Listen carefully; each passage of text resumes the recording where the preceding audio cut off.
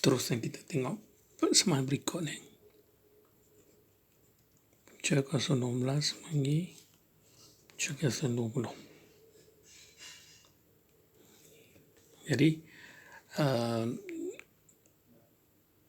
dalam bentuk ini biasanya kita nak buang simbol punca kuasa ni.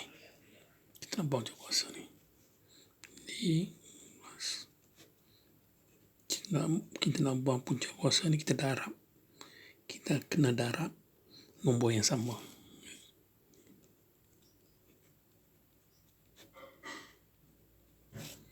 Ini sama juga 12 darab. Yang pertama, kenapa kita darab dengan 20? Sebab kita nak buang punca ni. Jadi punca kuasa 2 untuk 20, kita darab nombor yang sama, kita akan dapat buangkan simbol ni. Cuba kita perhatikan. Sebenarnya sebelah kanan, persamaan sebelah kanan sama kira sama. Sebab ini kita boleh potong, kita boleh potong. Jadi sebelah kanan sama juga sebelah kiri. Daripada video sebelum ni, punca kuasa 12 sama juga.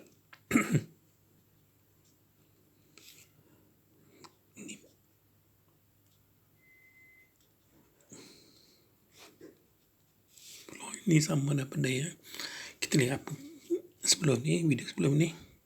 Jadi 4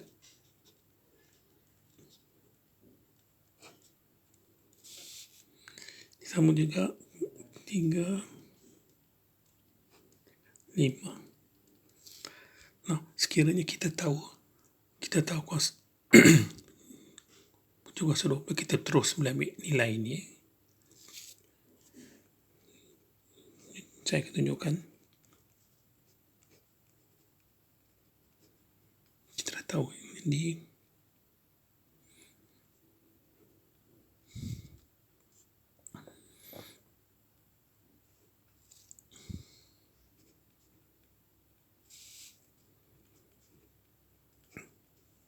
konsep sama. Kita nak buang bawah, kita nak buang simbol punca kuasa ni. Jadi kita akan darab dengan nombor yang sama.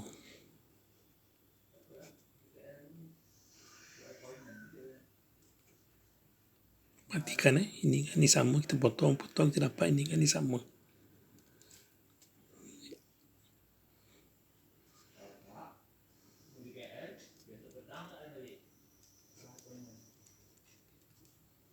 Sama dengan yang ini.